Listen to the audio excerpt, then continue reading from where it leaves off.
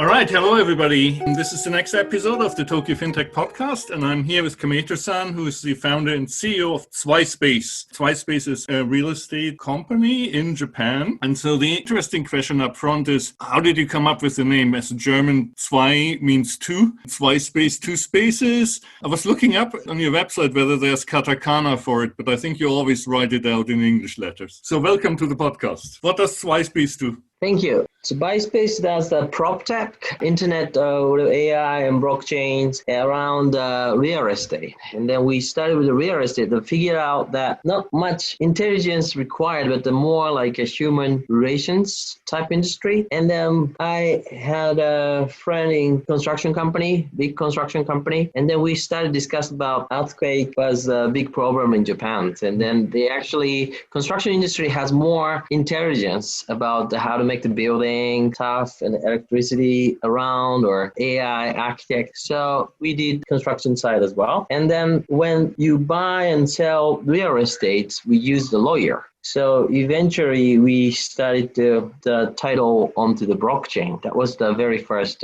product around the blockchain. So we filed the patents. We got blockchain related patents and smart contract patents. And then last year, we tied up with lawyers who are doing inheritance so that we create the inheritance smart contract. And now we created a wallet for the users to invest in the real estate with tokens and other startup tokens. It's not about that we claim ourselves like an AI blockchain tech company, starting from around the prop tech. Covers the whole life cycle on real estate investment then. By finding the cheap land is one of the most important, like arbitraging. And then, of course, creating a tough building with the reasonable price is one way, but it's a Japan-specific or Asia-specific things around the earthquake. Oh, by the way, the Zweispace name came from I studied physics at Kyoto University and was a good fan of the Einsteins. We learned all about all those physics laws, and Einstein was kind of the key guy. And then when I see Airbnb and WeWork, we thought like, we could probably share the space, not just Airbnb and office. We could probably share the restaurants. And then I thought the time and the space is four-dimensional. Einstein's used the mathematicians called the Minkowski. That was a four-dimensional, three-dimensional space in the one-dimensional time. So I thought like sharing time-based spaces. But the MinkowskiSpace.com was taken. So then I thought Einstein was the one stone. In Japan, we call it the one stone hit the two birds. So one stone hit the two space means Einstein means one stone hit the two space, Zweispace. Zwei means two in German. So yeah.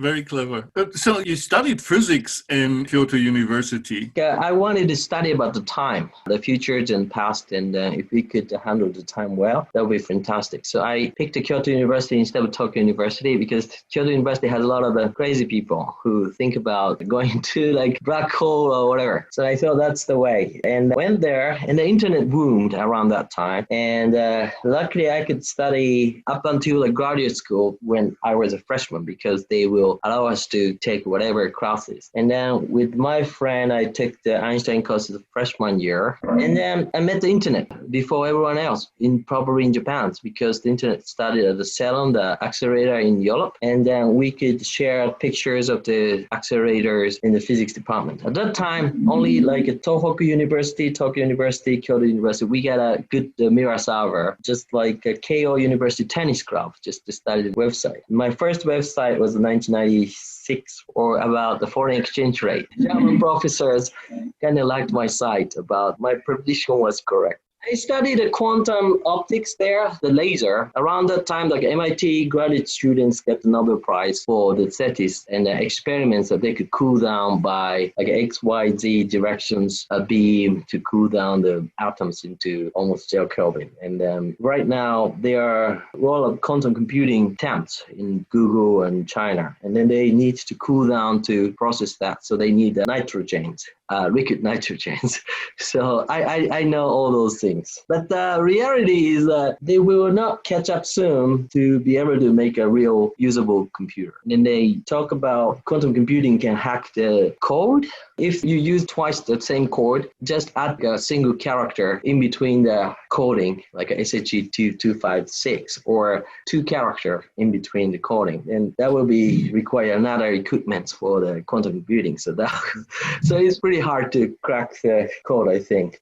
Blockchain is safe for the time being, at least. Yeah, blockchain is an interesting idea, and that kind of requires a lot of energies. It doesn't have to be blockchains, but the blockchain is so far the most well thought way to protect the record. And then when it comes to the computers or massive attacks to the computer, or someone inside the CIA or inside NSA is hacked, or like some telecoms, the CTO is hacked, in those situations that we probably need blockchains. Now, otherwise, it's pretty hard. We may come up with a better solutions, but right now, blockchain has an advantage. So I think it's interesting. And then I was already in the real estate when I found the Bitcoins. It was usable for real estate. One of the ex-minister in charge of the real estate sector in Japan was mentioning about that maybe like 4 years ago or 3 years ago that blockchain is more usable for registrations type of technologies. You started Zweispace in 2015, is that right?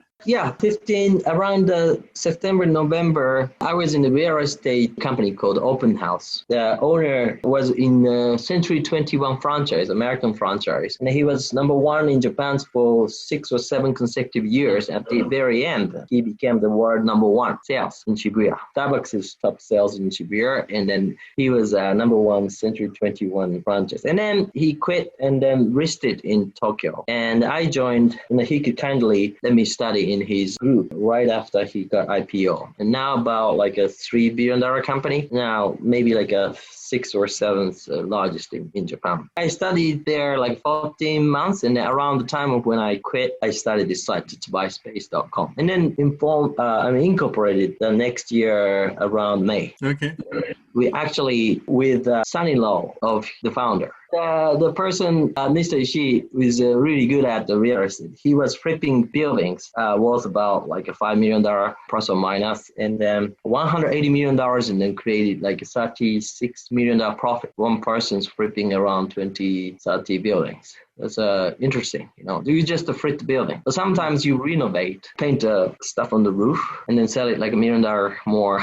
He sold houses in his father-in-law's company when he was like a high school. 2 houses and weekends. And the one house probably make a $50,000 to $60,000 profit. So very talented. I discussed with him, or maybe why don't we make a great real estate company? And then I will probably make a great internet side real estate services. Real estate is more really like not like a Harvard type, more like the people who like the woman, who like to hang out and who likes to drink a lot and then play around. And a lot are not going to the graduate school or even colleges. In IT industry, the leaders in the IT industry is like Harvard, top of the Harvard or dropout. I mean, because it's too smart, it's totally opposite. But I think if we tie up, then we can see the both industry, and then we can share the wisdom. And he's really good. And I was Softbank CEO's office. I was a director there, and I could see Bill Gates' operations and Jack Ma's operations, and then we see all the internet around Asia. I think I know well around the internet. So with both capacity, maybe we could read real estate internet. So we've been awarded like a product number 1 in APEC, and now the KPMG talking about maybe you are a good innovative companies, and we are selected as accelerator in Silicon Valley. Now discussing with large construction companies to potential corporations in those sense regions. If you look at many of the service sectors in Japan, they are still so paper-based, and real estate, right, is also very, as you said, it's a very interpersonal business. You hang out with people, you know the people. Are you really going to make it completely digital? Where's the border where it will break down and become more digitized business? Yeah, I think it's the same in anywhere, not just in Japan, but people wants to, when it comes to buying and selling like $1 million house, you want to be serious about paper, have to pay whatever money for the lawyers to make it certain. Paperwork will be necessary, and not just that, like intermediary real estate guys, they make good money as well, but it's kind of like not easy to convince both sides. You have to be in the middle. For the seller, you have to say, it's maybe you may have to discount, or buyer, maybe you have to, that's the finishing price. Those kind of like intermediary guys have to be smart enough, even unconsciously convincing those both sides. So I think like they are really great salesmen, even better than the car salesman. So, it's very human. So internet can help only little part of the real estate. But we are offering AI analytic tools. For example, if we picture the land, we can generate the three-dimensional structure of the building and then getting the rental prices around the area and then optimizing by chopping the rooms. And that way we can analyze the potential maximum rent. And by that, we can analyze the property's potential value, biggest value, and then deduct the construction cost and then can provide the rent price, which is kind of hard unless you take usually like 10 days. So we could do that within like 20 seconds. That could help assess the real value, the second opinion sometimes, because sometimes but the realtors will just try to convince the seller to sell cheap. That makes total sense. You're really digitizing the valuation process, where normally it's just like an estimate of based on experience, right? I've sold 20 buildings already. I know approximately what it should be. And so you're taking the guesswork out of that. Also, because the earthquake was a big thing, potentially, when like 100 years ago, when the big earthquake hit the Kanto area, Tokyo area, I remember like 40% of the national budget was spent to cover up, or it could be more, and insurance didn't work, so that the insurance was taken away from the constructions ministry into the finance ministry, because they figured out that they need to be separated. Like Europe has a insurance company, but we don't have it. That was a big problem, and it's still a big problem in Japan, but the people just didn't want to remember. So I put the sensors and then also got the patents around getting earthquake information by using smartphone, and then detect the height information with the height sensor. And that way we can simulate the 3D, detect the 3D, and also we have a 3D simulation, so that by comparing the simulations, they call it the digital twin, the building of the physical and then digital, and they try to simulate so that the digitals will fit with the real world. And that way we can predict how the building will shake, and in that way we can make a nice building faster and cheaper. That attracted even the professors of universities, head guy of biggest construction company. So that's the one that we most likely start to work together. The AI evaluations works for the smaller lands. The bigger lands will be auction. People will bid on those, and then if it's a really good land, Mitsubishi real estate will take it with the maximum bid. That's what they do. But when it comes to the smaller land, they don't care, And then so the smaller lands, the arbitrage opportunities are really big. So we want to use those AI apps. The speed is much more important. More inefficient market on the smaller lands. Yeah, arbitrage opportunity is kind of big. Like when you see like a smaller houses, houses, Daiwa House, Daito, Kentaku, and many of those are more than $20 billion company. And then when you see like a big construction company who make an Olympic stadium or like a Mori building or whatever, those market cap is less than 10 billion usually. I don't know why these smart engineers, if they spend some time in life to design the small houses, they probably can make a $20 billion more market cap. But they don't. But I understand that's a Japanese same way of thinking, that they respect the engineers and then good technologies instead of making money. They want to solve technical problems, right? Yeah, because that's the way they respected, and that's the way they're always the jobs there. And then they leave the easy task, small task to the honorary people. But the honorary task makes a lot of money. Like McDonald's is making more money than Roshan. Coming back now to the blockchain, you were super early adopter on the internet, blockchain 2015-ish or so, kind of in the early majority. But how did you get to know blockchain, and how did you get interested in it? I was watching Bloomberg TV, and around the Cyprus incident, when the American Bitcoin ATM guy first installed in Cyprus, around the Cyprus instance. Like Russians were having money in Cyprus, and then probably the German, like a Euro central bank guys, which is basically the German central bank, didn't care about the Russians' money will be stolen or anyway, they charged a 20% asset-based taxes after the Cyprus incident. So that's why they wanted to move money into the Bitcoin. So it was a great timing to install the first ATM. It was, I think the American made that one. one. Eventually, I met the CEO. Anyway, around the time, they were also interviewing an airplane company which is accepting Bitcoin. Airplane company was cashing out to the dollars right after they received Bitcoin. And I thought, okay. That was like in 2013 because the Cyprus instance. Before that, I didn't know that probably Bloomberg was the first thing. When I have to fill the Mitsubishi's dome in Sagamihara, in the real estate company, they bought, or actually my partner bought the $6 million domes of Mitsubishi Electric. It has 148 rooms vacant, and they try to fill with, because there's Aoyama Gakuin universities. So they expected the Aoyama Gakuin University students can probably fill, but they couldn't fill it. They asked the biggest shared houses as like a co-living type of services called the Openhouse in Japan. Has about like a guest house. And then we asked them to fill it, but they couldn't fill it. But the first guy who ran largest room in the 148 room was the Bitcoin.com's first employee. So I didn't know Bitcoin.com exists, but I knew Bitcoin. So like, Bitcoin.com. Oh, okay. Oh, you're first employee. Oh, cool. So it was like, so I thought like it's interesting. And then we could eventually fill out the house, 148 room. But the owner of co-living or guest houses, which has about like 4,000 rooms all over Kanto area, he had about like 700 rooms vacant. So he wanted me to fill it. And I thought like if the Bitcoin guys like to be in lend the biggest room, then probably nice to rent it for Bitcoin. So I started services called One Bitcoin for one studio in Tokyo. Around that time, it's about like $400 or $500. And I tweeted,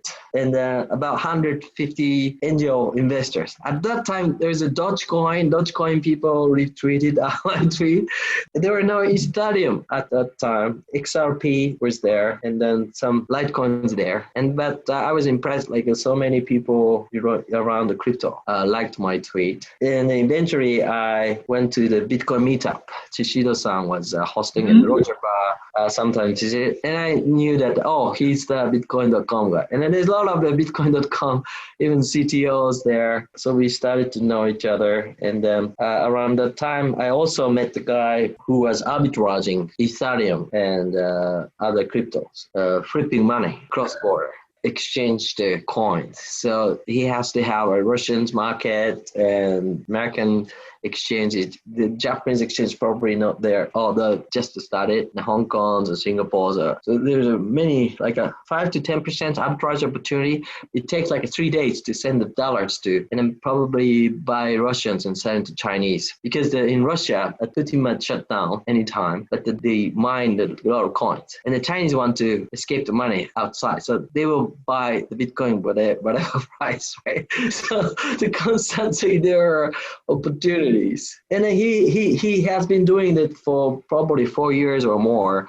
So now he got a good credit and only accepted in corporate. But now a lot of the global class banks are having an account for him. So when you rented out the rooms for $1 per month, did you have to sell it for operating cost, or you were basically mining Bitcoin by renting out rooms, and you have a very nice entry price at $400, $500? Not many, actually. I asked the Bitcoin.com people, are you going to rent this one? But the Openhouse's property was really suburban area. The Bitcoin owners usually around that time was a leeching, so that they didn't want to rent the suburban area ones. I bought some Bitcoins around that time from those guys coming to the Bitcoin.com meetup and the guy who were doing arbitrage. He recommended me to buy Ethereum around less than $1. And then they were talking about, there's a DevCons. This year's DevCon was really big. And then there were Augur and the Cardano or many other things happened. And the idea is that they have like a stock, like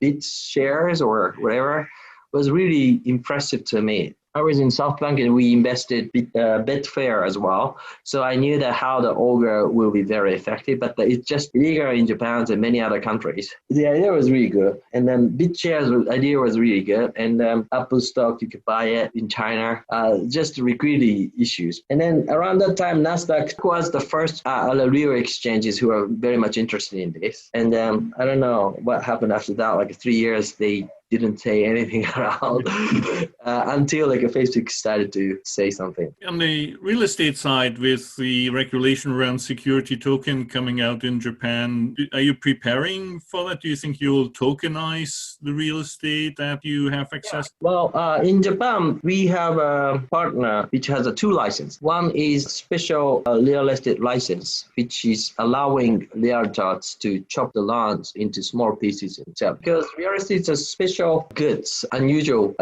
goods. And for example, if you buy the condo, like a big apartments in the complex, and then you chop into pieces and then sell it, and you don't need a financial professional. The realtor can do that. If you have a big lands, you chop it and sell it. Kind of like a tricky part. You don't need a financial license, even if it's variable. So in Japan, the ministries, financial ministry and the real estate ministry, and then they have, of course, they have in a silo, and then the real estate ministry wants to keep their rights also. So we have a special law around the real estate to let only limited number of realtors to be able to issue those securitized version of the real estate. But the second hand is another thing. So like for second hand, the first buying the property is okay, but when you sell those papered versions of the property, you need the financial license. And then that's a kinshon issue. There's a first class and second class. The second class is enough for that. It's not like a security fund. It's just have to be liable for the investors,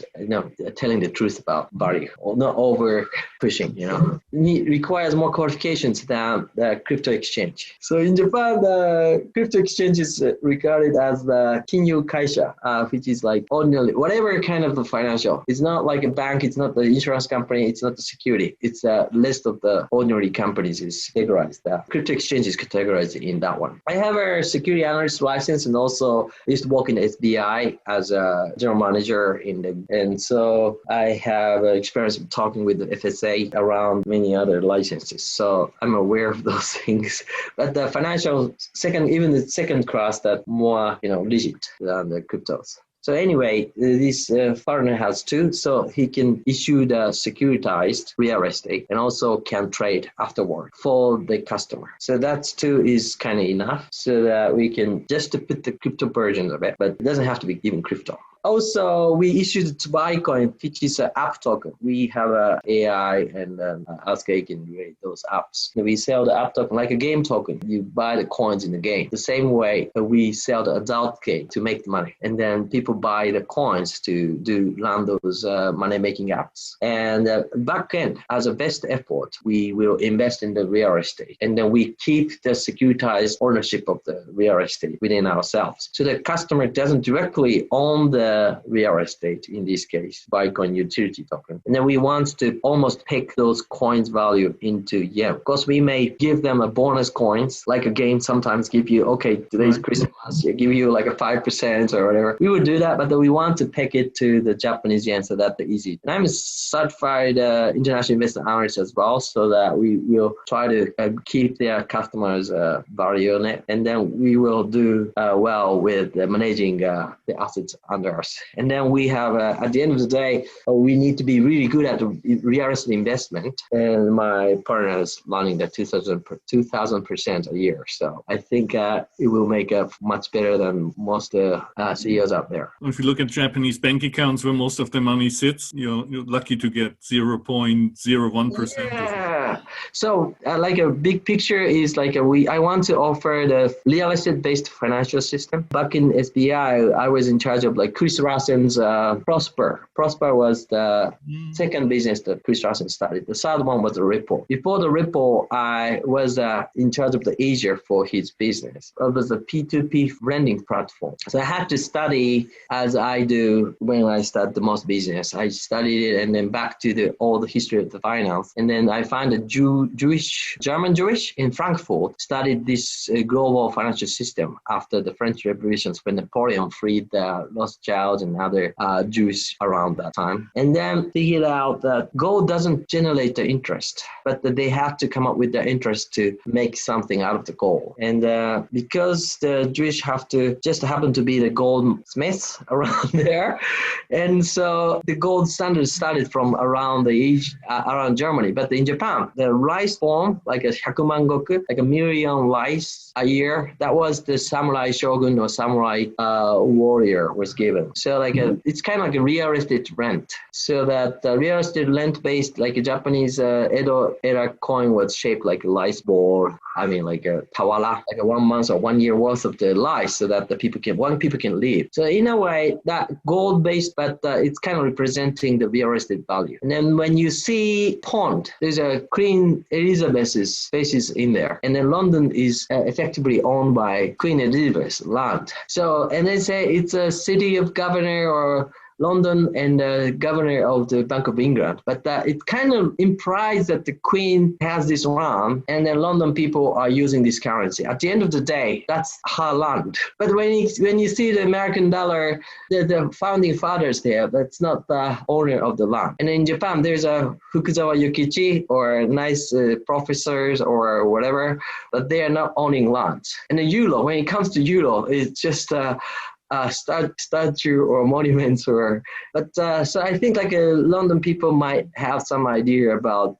real estate backed currencies. And in Japan, before introducing the like a Jewish German way of international gold backed standard, we have real estate based finance. So we want to create a real estate finance. I like a lead, real estate investment fund. Each coin holder will expect rental revenue coming in. It should be like 5% easy, but out of that, like 1%, we are thinking about storing to the insurance, so that when the person died, we will give the double of the deposit that they have, for example. Or out of some of the amounts will be invested to the startups, which will create the infrastructures around those real estate backed finance.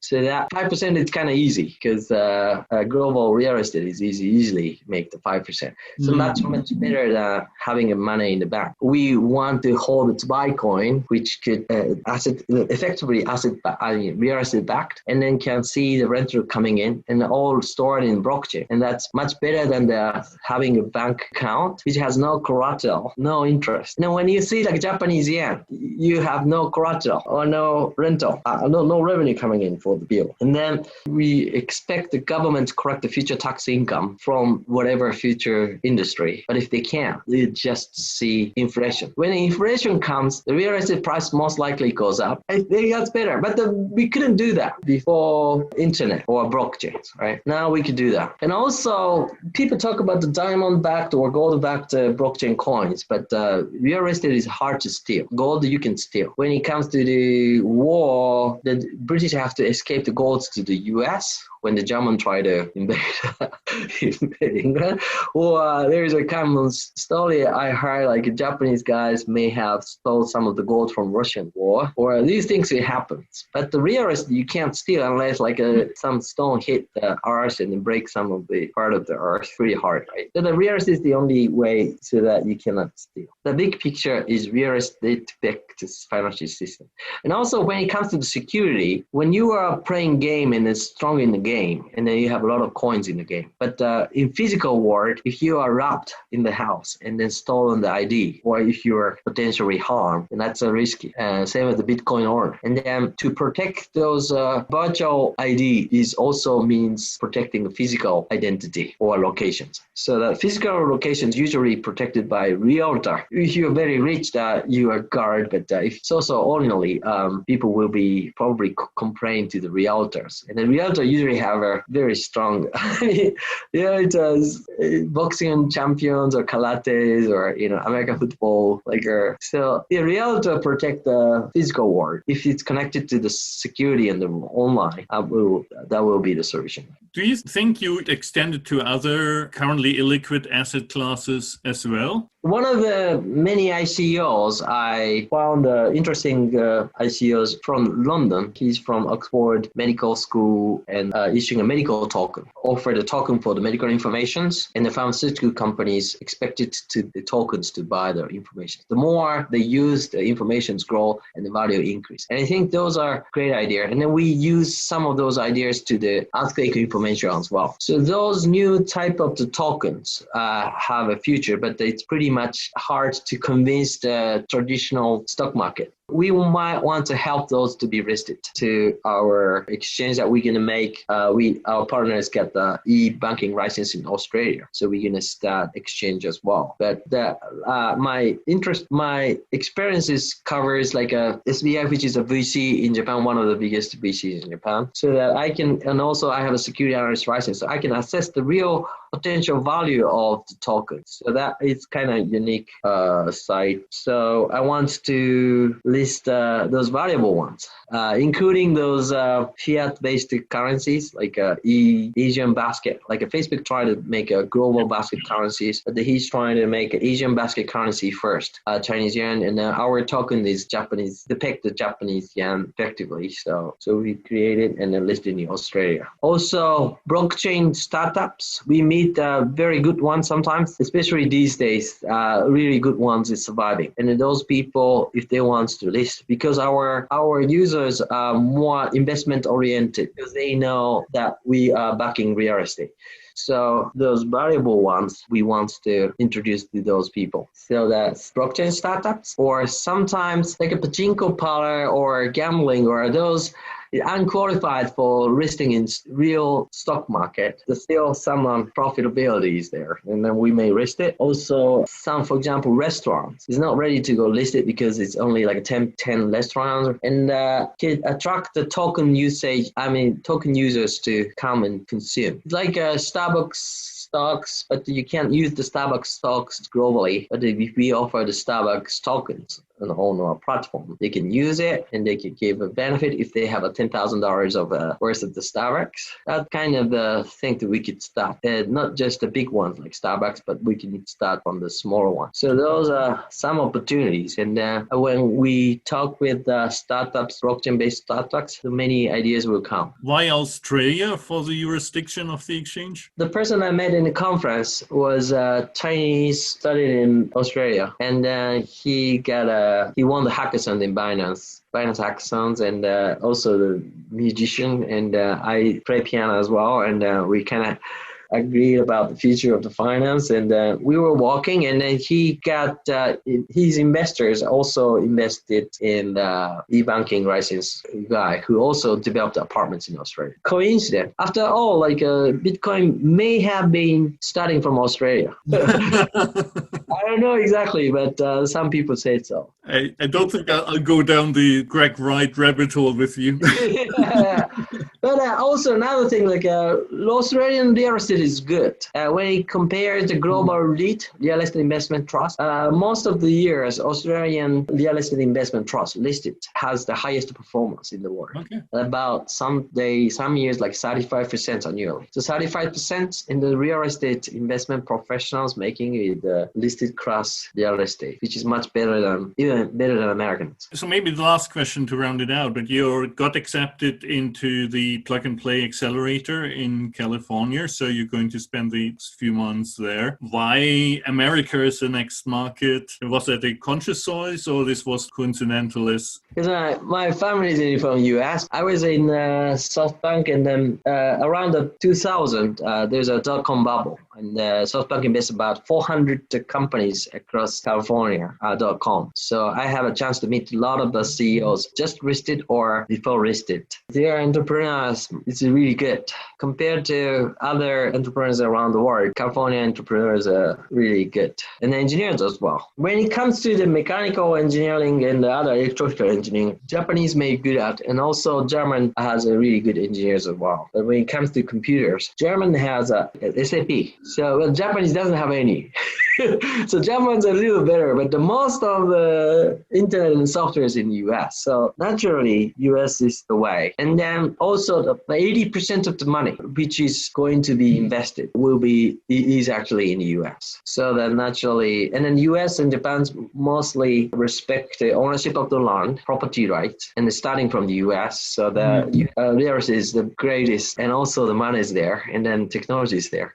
So I think it makes sense to get into it. And already a lot of prop techs raising the 10 millions or hundreds, not to mention the WeWork raising like billions. WeWork, of course, has a financing team in New York, and then my Xbox team has handling that. And some of my friends in Softbank also is connected to that in Japan. Instead of relying on them, I'm starting from ground and then meeting those VCs and meeting those prop tech CEOs. And they have some good ideas, but I'm confident that we have more portfolios and then we have more edgy AI blockchain tools also patented. So I'm sure that if that's the best market and then we are the best company, then we should just go. From an earthquake perspective, all the technology you have there with the sensors that you described, California is a market for that as well, obviously. They experienced the large ones around the end of last year. And then California has a good regulations, and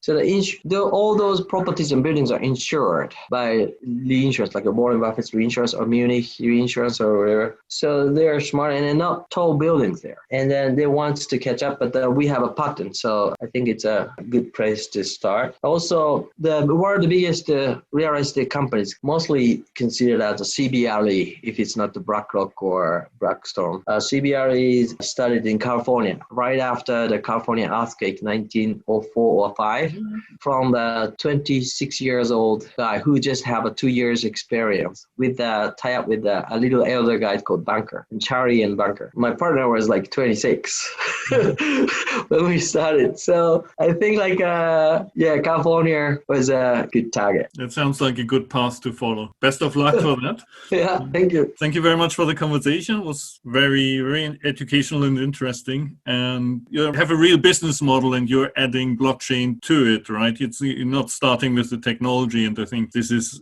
very, very promising approach for that many should think about. Thank you. Cool. Thanks a lot.